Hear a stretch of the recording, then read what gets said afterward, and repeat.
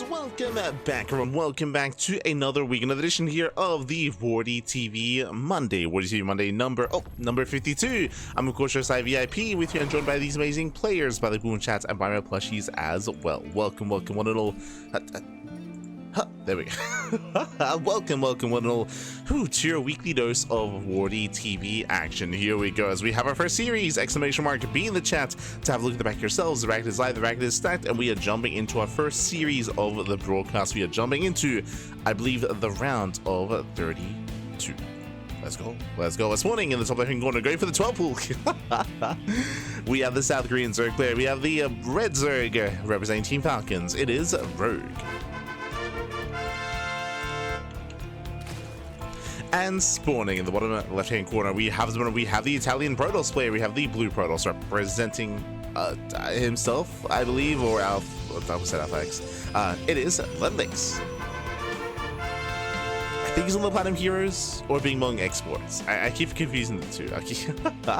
But regardless, here we go. We have a 12 pull out of Rogue. The drone is being sent across the map, and we are looking to proxy hatchery. Let's go. The proxy hatch is going to be on the way. We'll see if we set up here as a part of the wall or if we go for the hatch block into the natural base. And there it is. We have the answer here. It is going to be for the block right here into the natural. The drone is poised to go in once you have the money for it. And Rogue is about to send that across the map. The probe does scout, does confirm no gas, no expansion. And the early pool links have been spotted. There we go. We have the hatchery here as a part of the wall, not here in the expansion itself. And this is to disrupt the wall, to force extra buildings. Oh, and you can already see here a bit of a disruption. We do see the cancellation of the cyber core. Boys are being pulled to try to focus this down.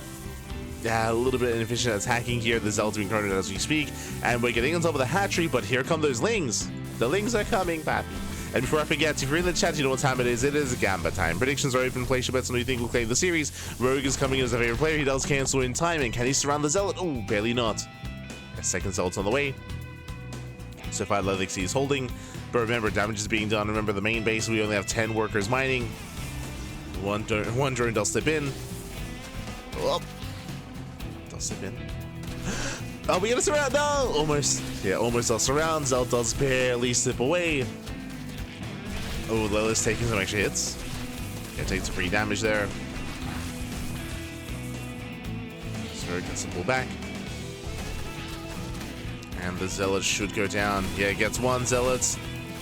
Up, gets the other. Two Zealots do fall. Picks up probes. Adept is on the way. And behind this is still flooding lings. Still, lings are in production. Rogue did expand. He did expand. He is now droning, so it looks like the damage has been done. Gas Geyser does finish morphing. And Rogue, he shouldn't get much more. He has a couple more lings being invested into. We'll see if he can find the Adept or get some more economic damage. But the Adept should be safe. Should be. Should be safe. Oh no! The pylon is exposed. We're going for the pylon. Oof, pylon goes down, depowers the gateway, and this is getting out of hand. It's getting out of hand here. The Adept is getting caught out. And this might just be too much. I mean, it's already been critical damage, but alas, now even more so. Getting more probe kills, 3 more probes going down. Adept will fall. And now we can focus on the pylon. Yeah, once again, the pylon is going to be targeted. Right behind this, Rogue is droning, getting a 3rd expansion. Oh, it's going to be close. Does he get the pylon? It's going to be close. He gets it. Uno mas, one more shot. Does barely get the pylon for the 2nd time. And LetaleX, he will hold. He will survive. He will wall up, and he'll be able to eventually establish himself on 2 bases. But the problem here is that Rogue has been droning. Rogue, he is in a better position here. He's got a 3rd hatchery on the way. He's got drones in production, and soon he can just get into an earlier, or sorry, the mid game in a faster game state. Get there faster. He can recover. LetaleX has got a lot of work to do. A lot of work to do.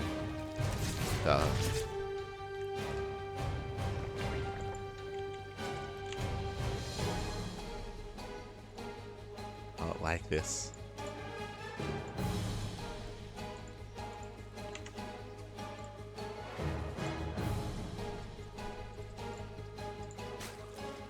And from here, links are moving out.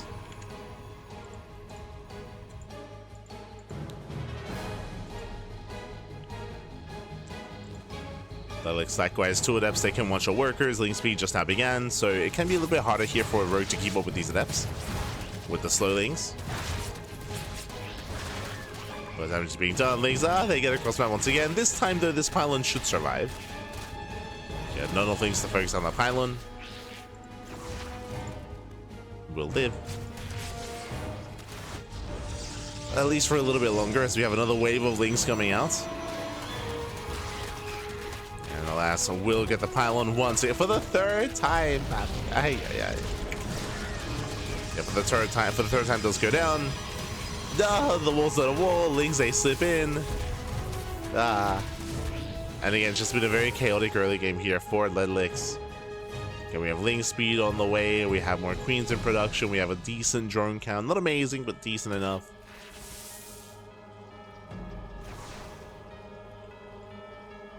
As Roki's flooding more links across the map. Again, link speed is almost complete, and he should be able to break through. There is an Oracle on the way. The Oracle will help immensely. We'll have a lot of DPS potential on these Zerglings, but there are just so many links. I mean, there's the NG overcharge. There's not out. Okay, there we go. It does activate. Links are going down. They're going for the Stargate. And you can just see how many links this Oracle does bring down here. It's going to be 12. And he'll eventually clean this up, but the Stargate falls. And we just keep flooding. We just keep on flooding across the map. The Oracle will eventually run out of energy.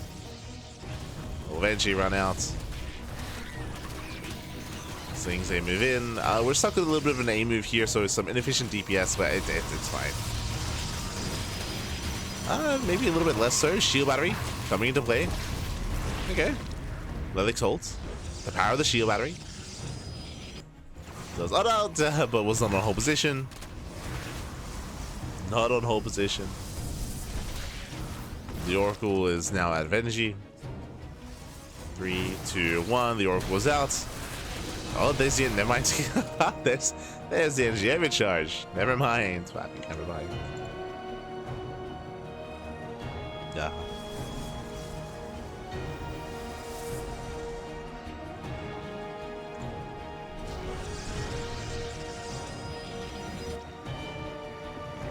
As behind this rogue, he did make a wave of drones. Did make a wave. Getting gases, working towards +1 melee. No lair yet. Getting a 4th base. I do think there were opportunities for Rogue to have killed LetaleX, but the opportunities have come and gone. So LetaleX, he will be able to stabilize on 2 bases. I mean, I say stabilize, like he's you can see here, he's hunkering down on 2 bases. But he should not be able to expand. And from here, he's looking to go into a 2-base all-in. Yeah, massive gateway explosion, charge on the way, so massive 2-base all-in here from LetaleX. I mean, I say massive all-in. The problem here, of course, is that Rogue, he has a comfortable economy. As long as Rogue doesn't run up too much, as long as he isn't too greedy, Rogue should be okay. Now, the one thing that is missing here are Banelings, but the Baneling nest is about to complete. The lair is also something, kind of a big gap here in terms of tech. So without a lair, there's no Baneling speed. But the Zelt should be coming to Rogue.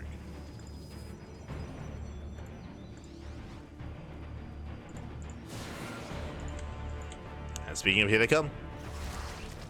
The Zelts are moving out. Banelings, they just finished morphing in.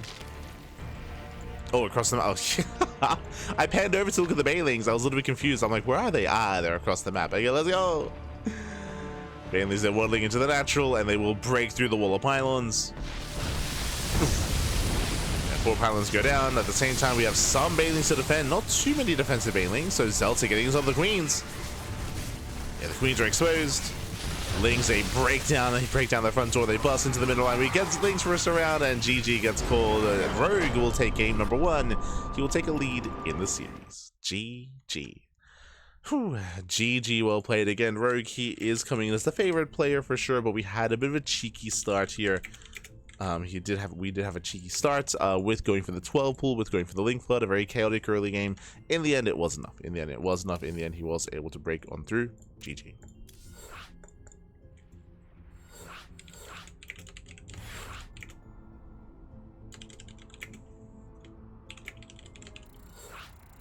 So just fixing up the Twitch title.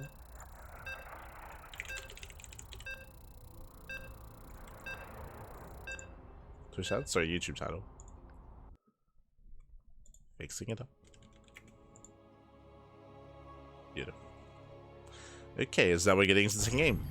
Also, before I forget, before we get ahead of ourselves, a big shout out to Slow Joe in the chat. Thank you so much. Thank you so much for subscribing for 13 months, over a year of support. Este Slow Joe, papi. Yeah. Thank you so much. Thank you so much for the support. We do appreciate it as we are getting into our next game, as we are getting into game number 2 of our first series of the broadcast. And sporting in the bottom right hand corner, this time making drones. This time he's making drones. This time he's not going for a 12 pull. From South Korea, representing Team Falcons, it is a Rogue. And spawning in the top left-hand corner, we have his opponent. We have the Italian Protoss player. We have the blue Protoss. It is LetaleX. Here we go. So we're getting into that second game. This time, LetaleX is going to be a lot more comfortable. I'm sure he is a little bit shaken after game 1 with how aggressive and how all in and how committed and how just in the face Rogue was. But here in game 2, we're calming things down. Rogue, he's going hatch first. You know, he's a little bit less animalistic this time. That means LetaleX can actually get into his own game state. Now, Rogue, he is known for his aggressive builds. He's known for these all-ins. So we expect to see Rogue be aggressive once again. But whether it's with Ling Bane, with roaches, with hydras, yet to be determined. For now, standard opener out of Rogue. Game 1 not going to really have too much bearing on game 2, outside of the fact that Rogue is willing to be very cheesy and very in the face of LetaleX. So we'll see what we go for this time as we load into Maganatha. Again, Maganatha going to be one of the larger maps in the map pool.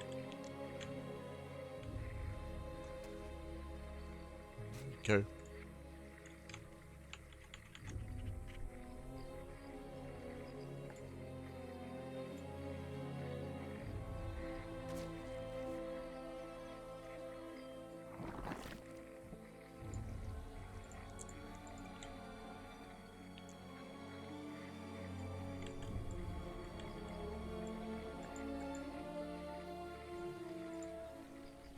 From here, we are just going to be joining, just going to be saturating, just building up. Building up from here.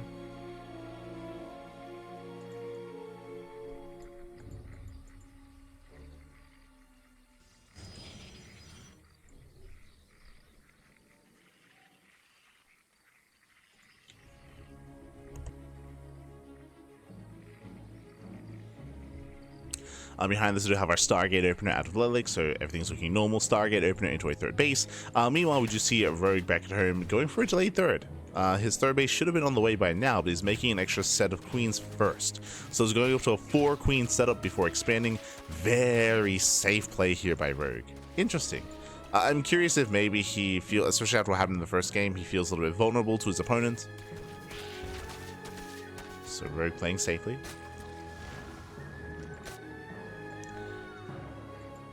Oracle's on the way. Ooh, it was a Stalker opener. Okay, that makes a little bit more sense as to why Rogue is playing safe. Rogue going to a lair on 2 bases, so much more committed here. And Lix has yet to expand. We have the money for it. There we go. Third base on the way. Lix did invest into an earlier Stalker to deny vision, deny mining. And this setup here from Rogue, how many gases? 2 gases on the way. This could be a Link. Did we get Link Speed? Okay, Link Speed is done. This could be a Link Queen Nidus all in, but ooh, he's taking all 4 gases. Now, if this was Link Queen Nidus, it would be 3 gases, at least in my experience here. So with extra gases, this could be, say, 2 base Muta. But that'd be crazy. Yeah, we'll see. We'll see what the gas is going to be spent on here. It's very gas intensive. It wouldn't be 2-base Muta in ZvP. In my mind, maybe 2-base Hydra. True, there are Ling Hydra all-ins you can go for. It's just very excessive in terms of gas to go into a Nidus all-in from here. So I'm expecting a Hydra then, but we'll see. We shall see. Technically, the other option could be 2-base Swarm Host with an Infestation Pit. True. Is an option. Behind this, Gateway Explosion, early Twilight Council, which means that we're going into Glaives. Going into Blink. Meanwhile, So I assumed it was not going to be Spire, it was going to be 2-base Hydra. It is 2-base Hydra. The Hydra Den gets scouted, but it's Hydra Den and the Spire hidden here in the corner of the map. He's crazy. Este Rogue, he does hide the Spire. This is a build that we've seen from Rogue before. If you remember, it was Rogue versus Shin. It was Rogue versus Shin in the ZvP maybe a season ago. It was on one of the snow maps. I can't quite remember the name of the map itself, but I say a season ago, like a year ago. Like a year ago, we casted Rogue versus Shin, and he went for this very same build where he opened up 2 bases, he hid the Spire off in the corner, and it did not work out. Shin did punish Rogue, did punish him in the end, but here we'll see if LetaleX can catch wind of what is happening. Of course, different matchup, different kind of scenario, different situation. The problem here is that LetaleX has no reason to scout because he already saw the Hydra Den, right? Everything looks like 2-base Hydra, right? Like Ling Hydra as a setup. And LetaleX, he should be getting ready. He should be getting ready with getting into Storm, getting into splash damage against a more Hydra heavy composition. Little does he know that mutas are on the way instead. Oh boy.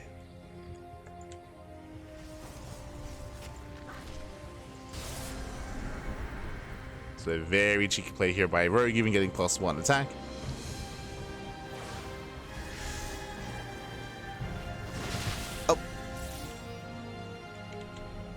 And again, it is so difficult to get away with 2-base Muta in ZvP because it's so easy to scout your 2 bases, which is why it's proxied. That's why it's across the map. Charge on the way. Lings they rotate. Okay, got the stasis traps. Mutas are coming in. The head is towards the main base. And from here, there's nothing ready. There's nothing in position. Probes are going to be going down. LetaleX out of position, forced to recall back home. Does recall to the main. Mutas they head towards a natural. They get 6 probes so far. And we can get up to 8. We should be getting up to 10. Oh, Mutas gets zoned away. Mutas are going to be zoned away. There we go. 10 probes going down. Decent damage so far by Rogue. Goes back into the main base. And he's doubling down. Remember, he's getting +1 air attack. That tells us that he's committing into mass Muta. So it's not stopping. Now, he did get 13 probes, but he lost 3 mutas in the process. Well worth it for Rogue, as he's containing LetaleX and building up more mutalisks. As the mutas are going back in. Oh, looking to deny the 4th, and they will get a cancel. They will get a cancellation. With enough Zerglings on the ground, he can collapse on these Stalkers. So, tempted. You see the Lings are getting ready. Ooh, there's the Blink! Lings are going for it! Yeah, Blink's on cooldown. Ooh, Blink's on cooldown. Mutas, they dive in, they go for the Stalkers, and Stalkers are going down. They're going down. The Oracles as well. Getting 4 or 5 Stalkers. Nice stasis.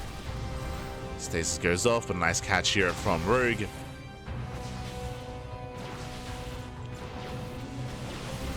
Does pull back around. Once again, the Stalkers are exposed.